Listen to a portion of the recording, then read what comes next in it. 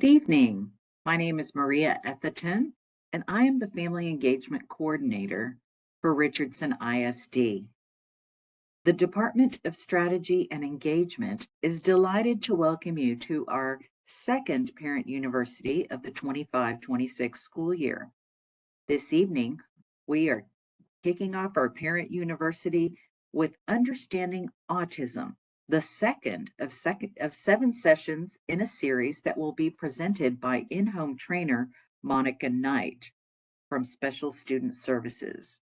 If you have family, friends, or neighbors that could not join us this evening, I want to let you know that this session will be recorded and available for future viewing in the RISD Parent University video library that can be accessed on the risd.org website.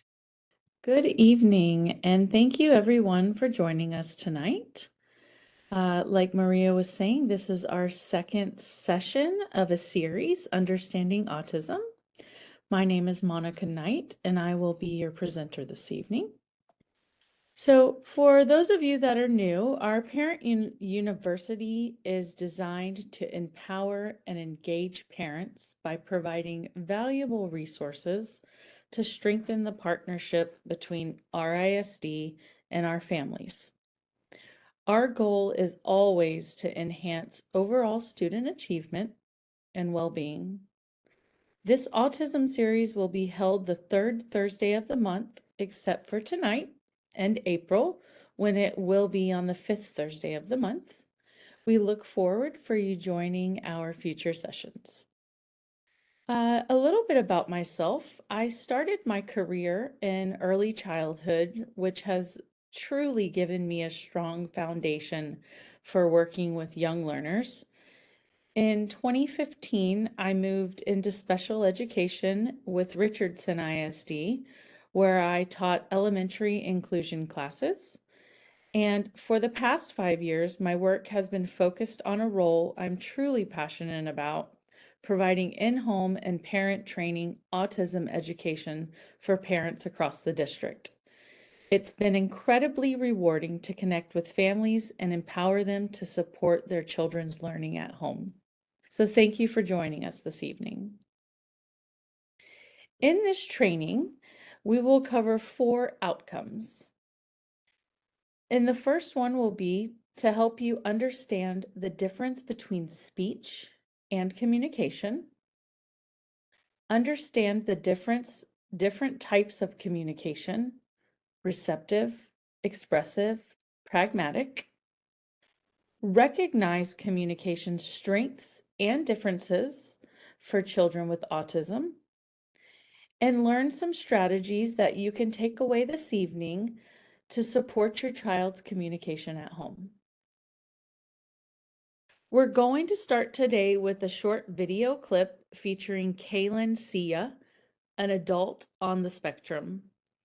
Her message is that communication is a human right and nonverbal communication is just as valid as speech. Please join me while we watch this video. I have autism spectrum disorder.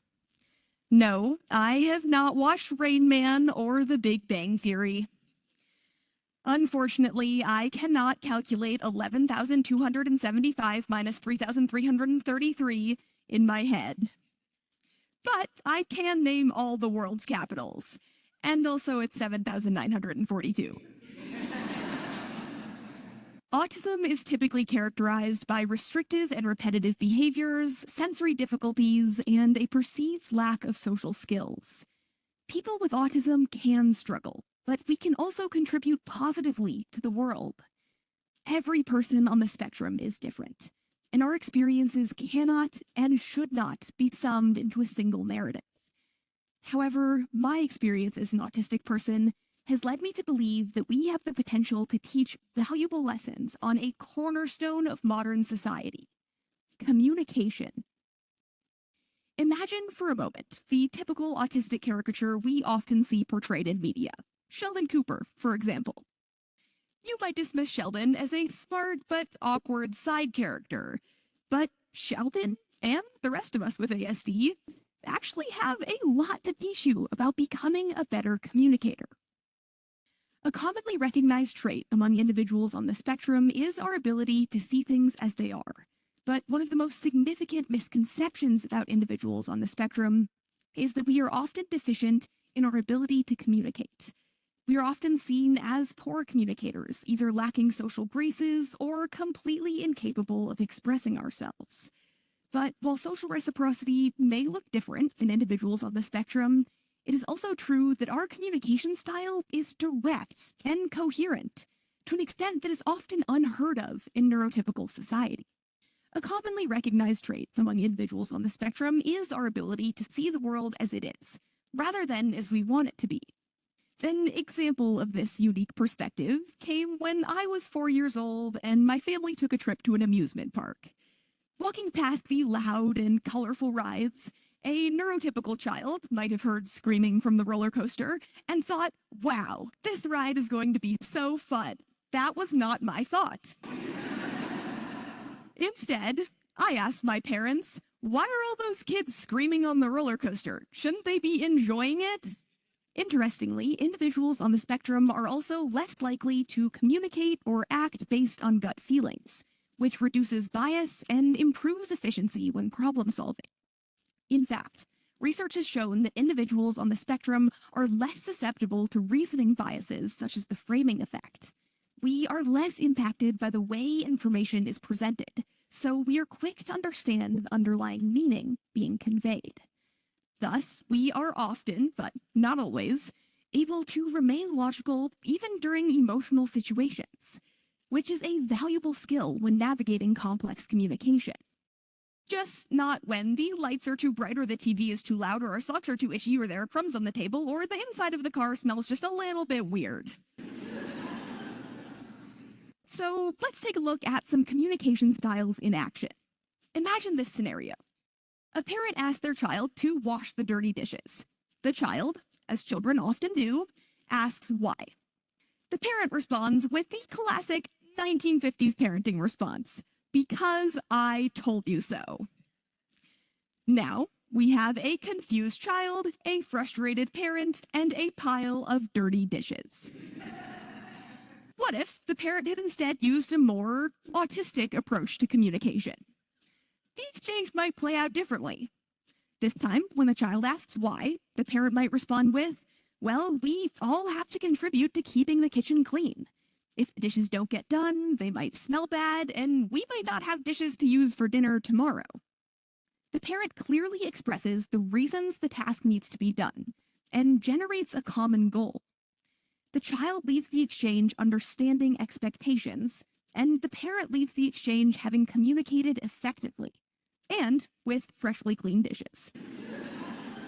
Autistic people show us that there is a better way to communicate, and a way to avoid communication failures that are all too common, from disagreements over the dishes to these seismic miscommunications and hostilities that exist in our political world.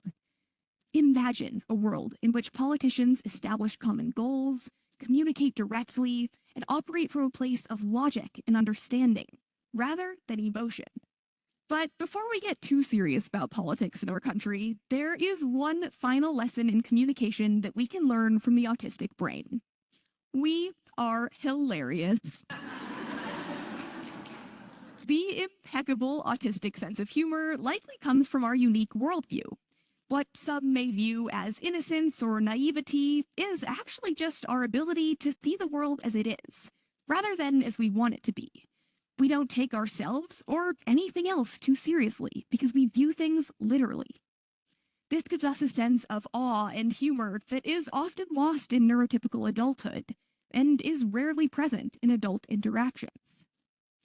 I myself happen to live with one menopausal and two pubertal females. When conversations revolve around undesirable waistlines, I frequently interject to remind everyone that adipose tissue protects our internal organs and keeps us warm. That is here to help. And Harry Styles probably prefers his girlfriends alive rather than hypothermic. However, it is essential that society learns to laugh with autistic people rather than at us. We are frequently infantilized as a result of our unique approach to communication. Individuals on the spectrum tend to be lifelong learners who retain a strong sense of wonder into adulthood, in part due to our tendency to form intense special interests.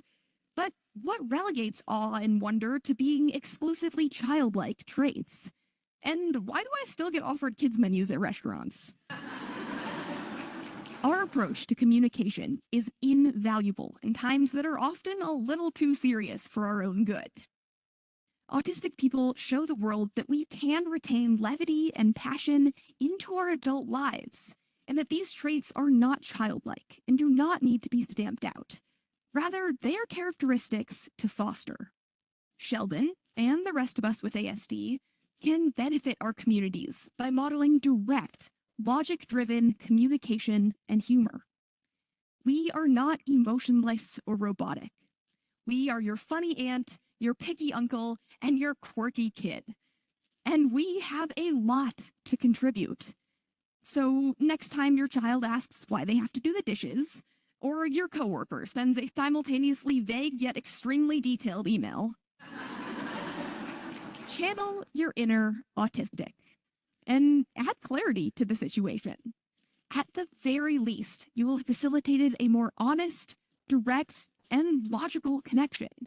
And maybe, just maybe, the dishes will get done.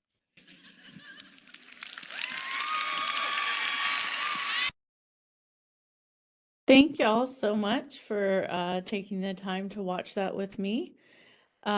This particular video just highlights the core philosophy of our discussion this evening.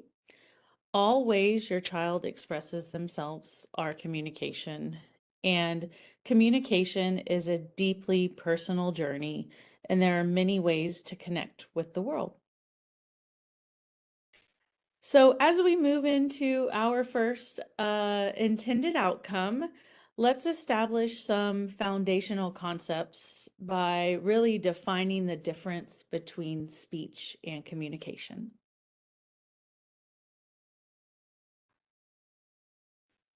So here on the left-hand side, we're going to talk about speech first. In simple terms, speech is the oral method of communicating. It includes vocalizations and words. Communication on the right-hand side, however, is much broader. It's the way children get others' attentions, make requests, and interact with others. It is not always verbal or oral. A sign, a picture, or a behavior can also be communication.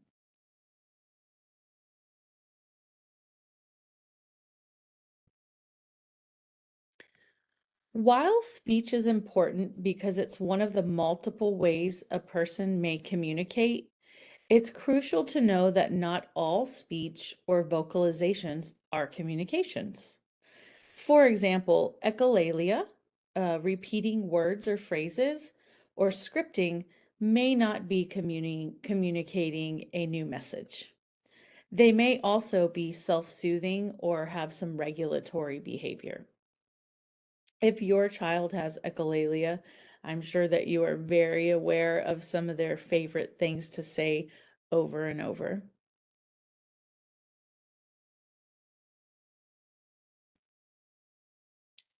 Communication is more than speech. It is both verbal and nonverbal. People communicate every day with a variety of methods. And so here I've got a couple for us to go over. Gestures, either pointing, your child may grab you to the refrigerator to grab the snack that they want.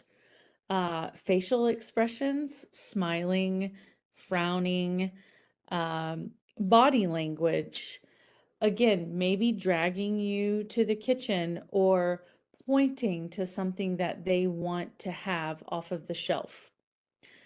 Speech, those oral mode of transportation. Your tone of voice is also part of communication. And then your behavior included in your communication. Are you raising your eyebrows while you're talking? Is your inflection in your voice changing up and down? Are you talking with your hands? Those are some types of behavior that may be included in your communication or your child's communication, excuse me. So there are 3 different types of communication or language that we're going to go over in this presentation. We're going to explore in detail receptive, which is actually understanding what's being communicated or spoken to you. Expressive, which is the actual sending a message back to someone, communicating back. And pragmatic, which is social use of language. Think of this as a message being sent, the channel it uses, and the feedback loop. And this visual is a great example showing the sender, the receiver, and the channel that the message or the feedback is coming back within this communication cycle.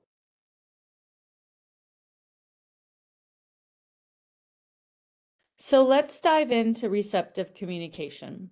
There's a lot of information on this slide. Receptive communication is the input. What is coming in? The ability to understand and process the words, sentences, and meanings that others communicate. Receptive communication acts may involve vocabulary, following directions, attending to and understanding nonverbal cues, understanding questions, making sense of stories or conversations. Receptive communication skills are typically the first skills to develop and are crucial for social interaction.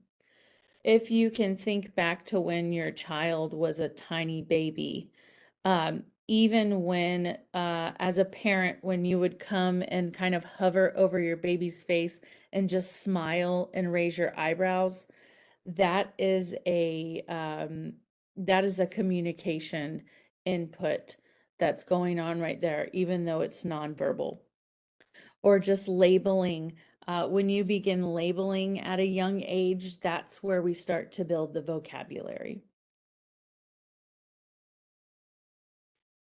So some key aspects of receptive communication include building and understanding vocabulary, actually recognizing and knowing the meanings of words, following directions, comprehending simple and multi-step instructions. If you can't comprehend a simple step instruction, you're most likely not going to comprehend a multi-step instruction.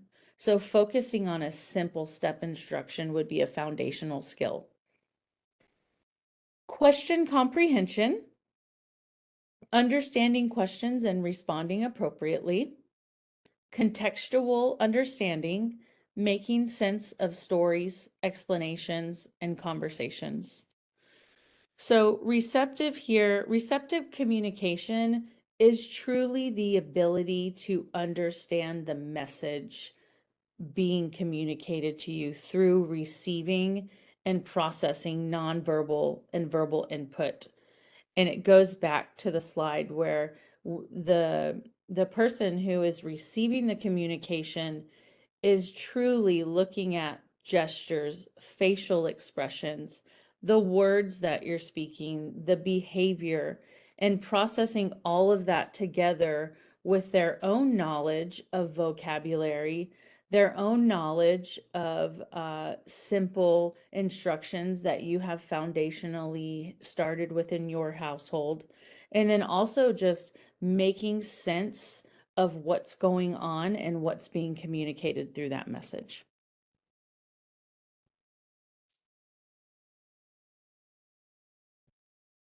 The next area of communication that we'd like to talk about is expressive communication. This is the ability to actually send the message to others. Sharing one's thoughts, needs, and ideas through verbal and nonverbal modes. This is going to include expressing oneself clearly. This could be expressing yourself clearly of asking your parent for which snack that you'd like to choose, but it can also mean expressing oneself clearly if you're having emotional dysregulation, if you're able to label your emotions. Um, and another opportunity for expressing communication is effectively conveying the information. Um, it is not uncommon for parents to ask their child multiple times, maybe to repeat something if we don't understand. And the more that we are repeating and modeling, that's just going to support them through their expressive communication. So the goal is to actually engage socially and be understood. These skills are developed in relation to receptive skills, but they may be demonstrated later.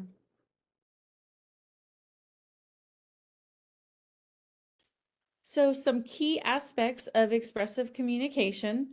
Again, we're going to talk about vocabulary, using the right words to label objects and concepts.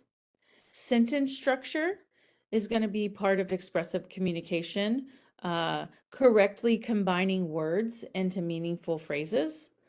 Nonverbal cues, using those gestures, facial expressions, body language to support and actually send those messages correctly in a meaningful way. And then alternative methods. These alternative methods may look like sign language, communication apps, or writing to express oneself when speech is not possible. Expressive communication is, once again, the ability to send or communicate a message through an output. So if we're talking about receptive, a key word to stick with is input, and then expressive is output.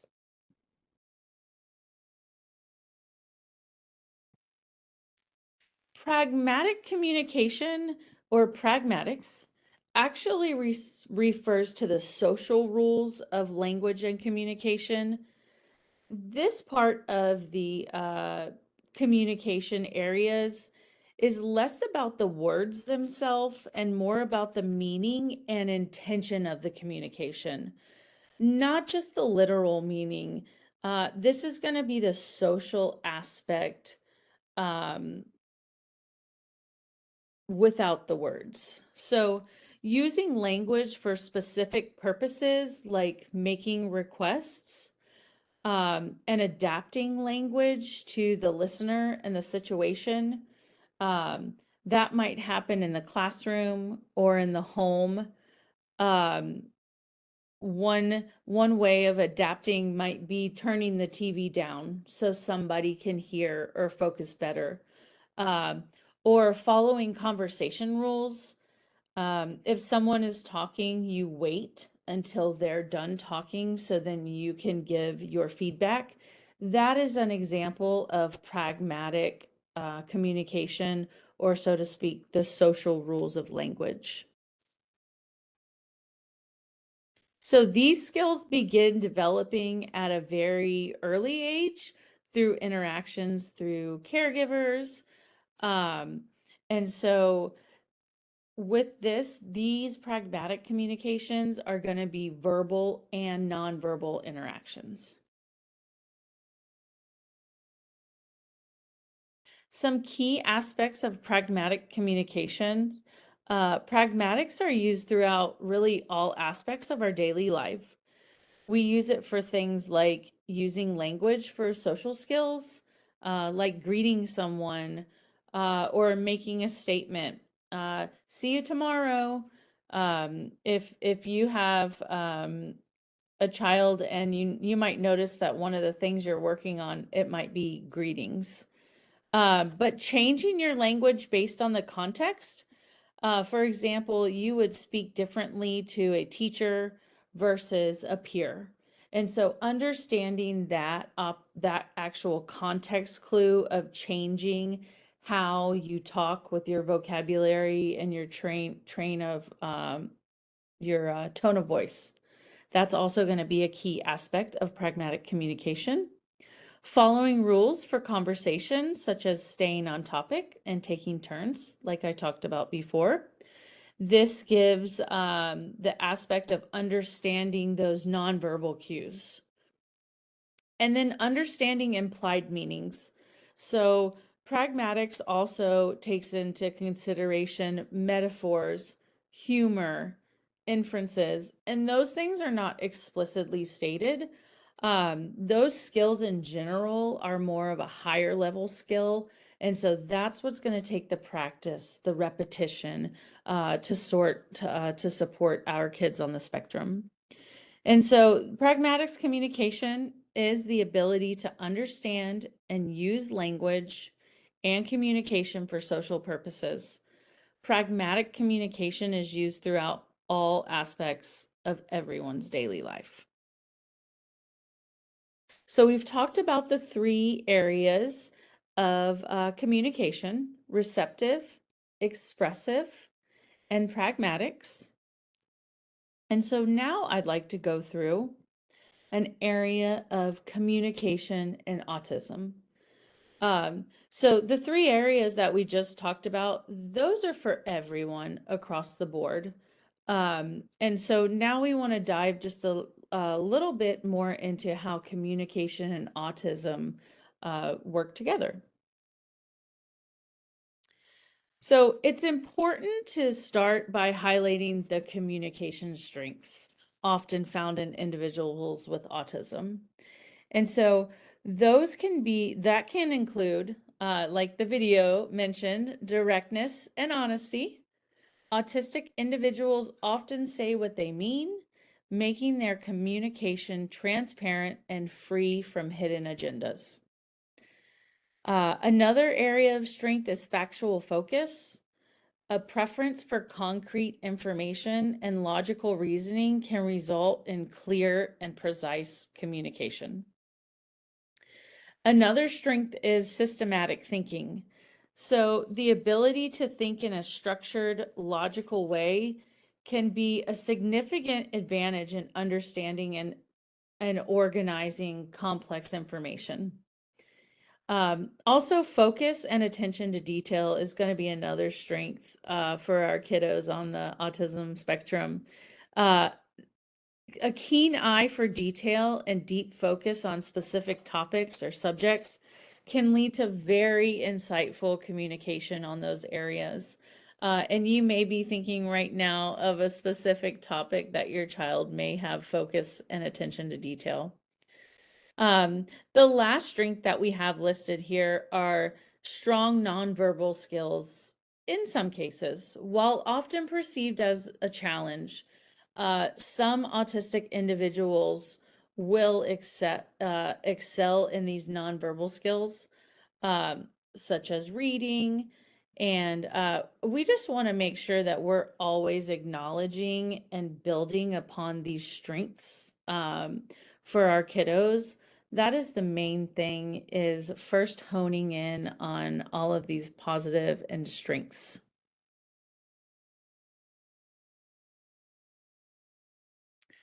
So within communication skill development, when it comes to communication skill development, many children with autism will develop verbal language skills while also using other communication methods.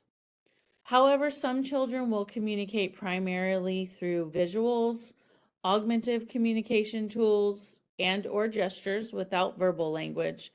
It's important to remember that the timeline of communication, it's not necessarily like a chronological or in order sequence, but it's rather a pattern of developing skills and limitations kind of observed from that infancy or baby stage.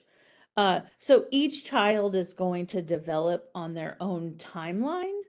And so it's very important that you understand that and just make sure that that pattern is developing, not necessarily it all developing by a certain age.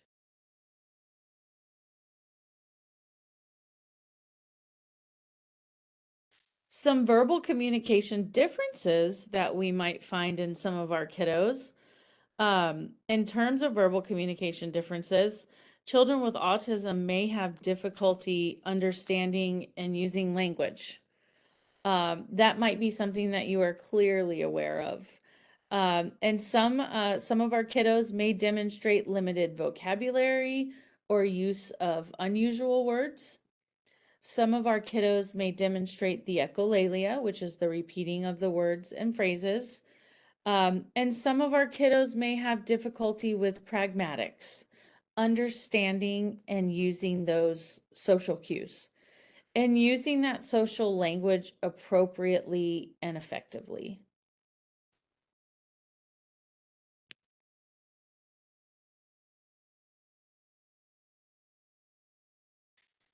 Some nonverbal communication differences may present as difficulty maintaining eye contact.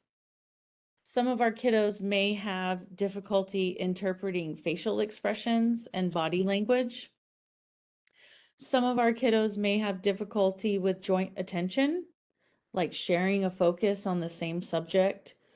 And then some of our kiddos may demonstrate the repetitive or stereotyped movements, stimming, rocking, hand flapping. And so all of these differences that I've noticed are connected back to all of the 3 areas that we looked at. You can match the differences into either the receptive, expressive, or pragmatic area.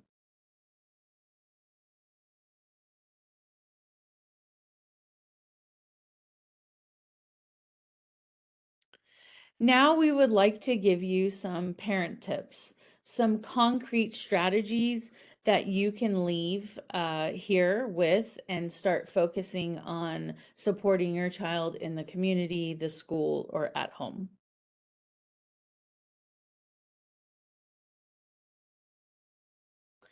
So first, I want to talk about some strategies to report that receptive language. Remember, that's the input.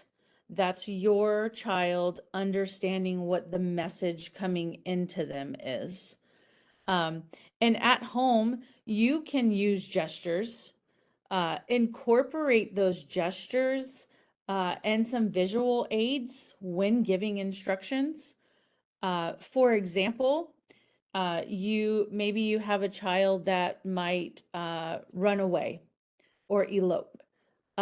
Using a gesture of a hand saying stop, you're also using your verbal input with your speech, but then providing a visual aid of a stop sign, maybe posted on the front door or the pantry door that they're not supposed to get into.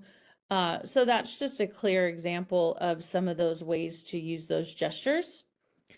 Engaging in play is going to help your child with receptive language. Playing games like Simon Says to practice following directions.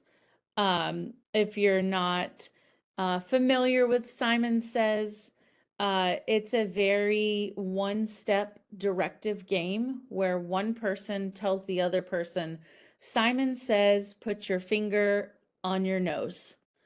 That is a direct message, a direct request. It uses vocabulary and then also even kind of understanding what the contextual clue is of putting the finger to the nose. Really great game to build receptive language. Interactive reading is also a good way to support your child. Asking questions about the story, characters, events while reading with your child. You can even do, before you read a book, you can even do a picture walk. You don't have to read the words, but you can just open the book and look at the pages. Ask your child, what do you see? Is it sunny? Is it night? Who is on the page?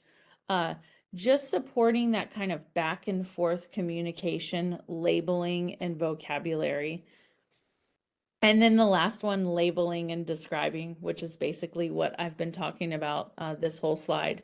Continuously labeling objects and describing actions to build vocabulary. If you want to get down and do something very specific, you can label items in your home. Chair, couch, bed, mirror, and just have some little vocabulary words all over the house. You could go on a vocabulary scavenger hunt. You can ask your child to find items within the home. The more you label, the more you describe, the more you are supporting your child within building that receptive language.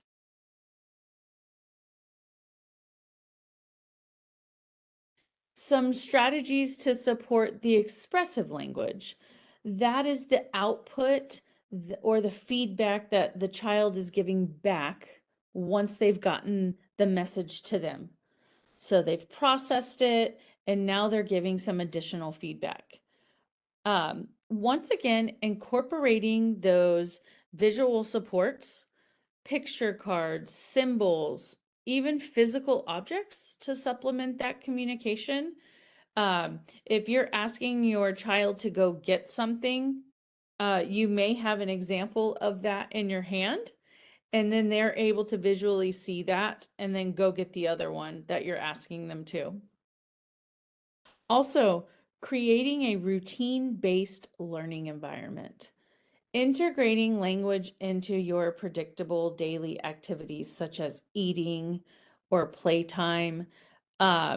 When you are creating routine and schedule, giving your child the understanding of knowing what's coming next or what the next activity will be, that repetitive routine is going to continue to build those vocabularies, those contextual situations, and also support the pragmatics or the social aspect of what's happening within the routine. Positive reinforcement and social interactions. Reward your child for attempting to communicate with you or for attempting to respond to you. That verbal praise is going to build their expressive language, but also build their confidence and their motivation to want to continue to communicate with you. And then create opportunities for play and interaction with others that just kind of foster natural communication. Maybe it's going to the playground, excuse me, going to the library, having a family member over. Another opportunity or interaction to support any type of language, inviting your child into the kitchen to cook with you. You can do so many things with cooking and build so many foundational skills, and then have a little connection time too. Some additional ways to support expressive language. This is the modeling and the language practice portion. And so when we're modeling language, we want to be sure that we're speaking clearly and simply, providing clear models of communication, not using too many words, and not necessarily overly repeating ourselves. That clear and simple language, and then all caregivers actually, when they're modeling the language, using the same clear and simple communication. Narrative activities describing what you and your child are doing during playtime and daily routines to teach new words and socially connect with your kids. The more you're describing, the more that they're hearing, the more they're interacting. Also, offering choices. We talked about your child gesturally going to the kitchen and dragging you for a snack. You can offer a visual that might present a few options for the desired snack item. And that's going to encourage your child to use words or gesture to express their preference. A choice wheel is a great opportunity to support expressive language. And then repeating key words and phrases to help your child link to the word and its meaning. And this is kind of a fine line when we're using repetition. We want to make sure that we're not overly doing it, and also doing it in a consistent, kind tone of voice.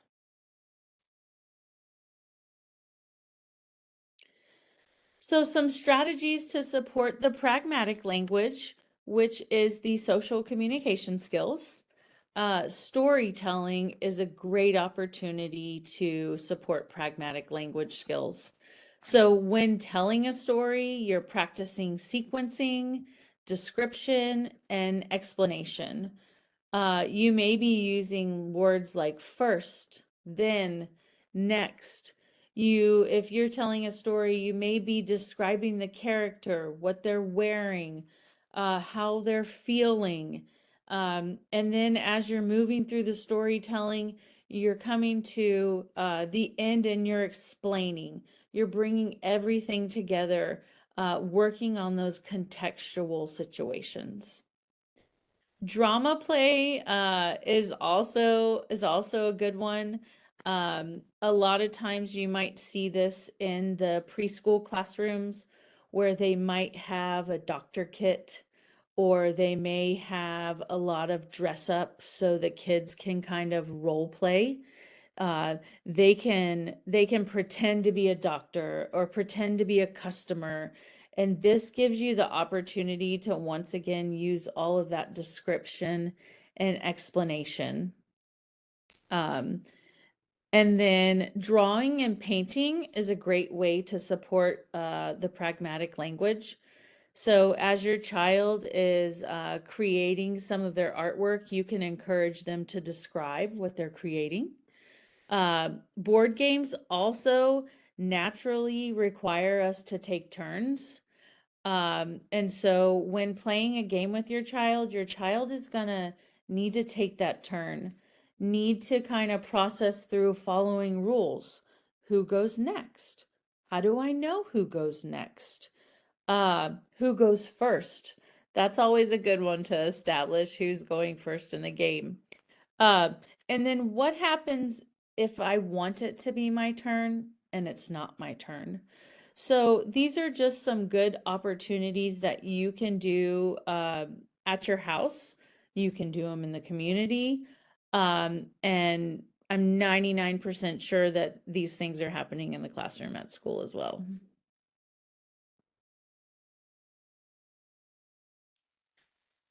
So we've gone over the difference in between speech and communication. We have also outlined the 3 areas of communication that were presented in this presentation: receptive, expressive, and pragmatics. And then we have given you some concrete parent tips that you can take home with you and work with your child to build those. But I also want to reiterate the fact and remind you that this is not something for one person to take on by themselves. Teamwork makes the dream work. And so I encourage you to connect with your students' educational team, be it the case manager, maybe if they're in a gen ed class, it's that gen ed teacher, the speech pathologist. If they have any other support staff that are working with them, ask the teacher, ask the campus staff, what is working at school. Also ask yourself, what's working at home that I can share with the teacher too. A lot of times our children's likes and dislikes may change sporadically, and so it's important for all parties to say, hey, Johnny's really been working well for extra outside time, and so that might be a positive reinforcement to share across environments. And then working together to identify the communication strategies based on your student's interest, but also on their need. We talked about earlier that communication and language is not on a timeline, but it's more of a pattern. And so when we really understand what the student's level is, what their strengths and needs are, and then we're able to focus on the next step or the next thing that we need to focus on for them to keep building on those patterns.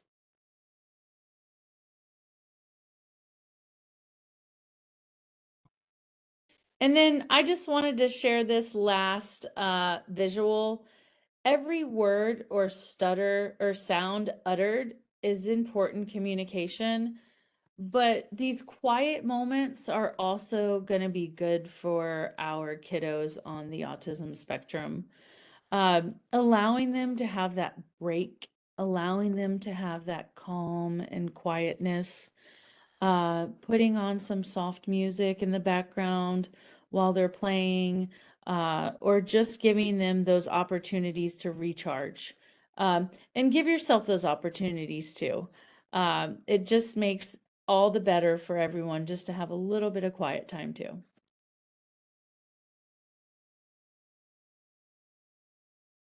Monica, I have a question in the chat from Yeah. someone, Ramos, that says, what about stuttering? Do you have anything you can share about that? Like what is stuttering or some resources to support growth in stuttering?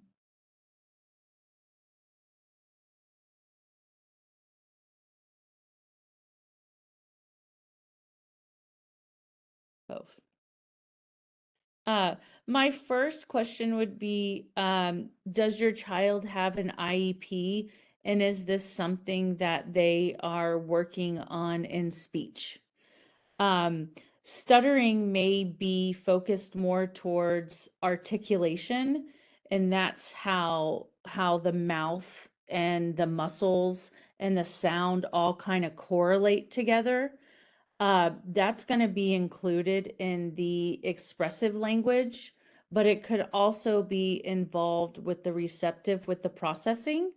Um, yes, it may be more common for our kiddos who are on the spectrum, but it's going to be super important to kind of understand, is it happening consistently? Is it happening only during certain times? And so I think if you're wanting certain resources, connecting with your child's speech language pathologist, that would be a good start, because he or she knows where the foundational skills are for your child, and they would be able to give you some more specialized goals or resources during that. Did that answer your question, Ms. Ramos? Yes, somewhat. So he has an IEP, but I've noticed that as he started his full-time school, he um I've noticed like when we're trying to read, he just starts stuttering more.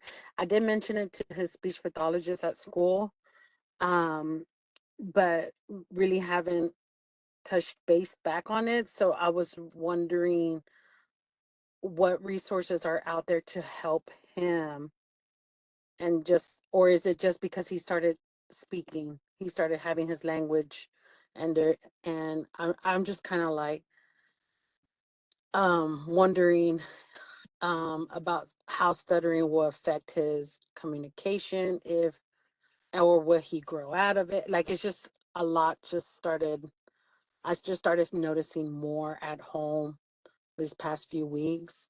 But I know at school, the his teacher did mention that he's having trouble communicating, which that is something um, I mean, his IEP he has, so we're working on those goals, but I just wanted more resources, just more resources for the stuttering, in case it is stuttering, or is it just because he just started speaking because he was nonverbal a few years ago? Well, and that might be if you notice it during his reading, he might have, if he just started verbally and orally utilizing speech, he may need a little bit of confidence building. He Okay. may need a little bit of just positive reinforcement so he doesn't maybe feel so much pressure or so much anxiety when he's doing it. Okay. And so, especially if he's just recently started with his speech, but also just carrying over those accommodations that he's using at school. If he has specific accommodations while he's doing reading, I would carry over those accommodations into your house. Mm-hmm. And so if giving him a page that has 10 words on it is overwhelming, then maybe covering half of the words so he doesn't feel overstimulated or overwhelmed by the amount of words. I think specifically to give you resources and strategies, I'd need to dive in a little bit more deeper and kind of process through. I'm pretty sure you have my email. If you want to email me, Yes. I'm happy to support you with that. Okay. Awesome. Thank you, Miss Monica. You're welcome. Were there any more questions?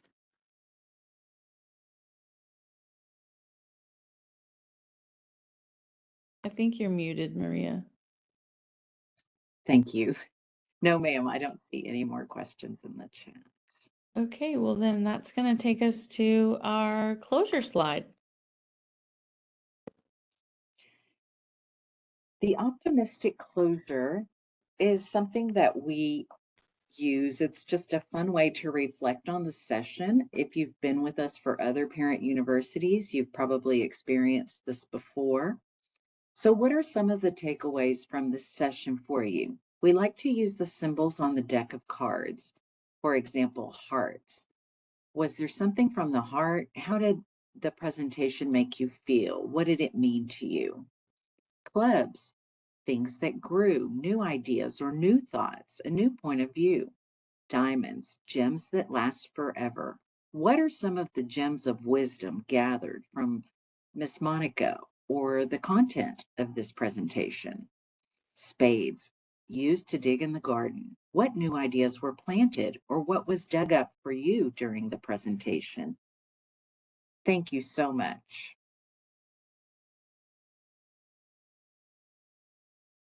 Miss Monica. Yes. Can you advance the slide, please? Yes. Lastly, we'd like to invite you to please take our exit survey. Let us know what you thought about the presentation, and be sure to mark your calendar and join us for the next session, Understanding Autism Routines and Self-Care, on November 20th. Watch the Richardson ISD Community News for the link to register for the next session on November 20th.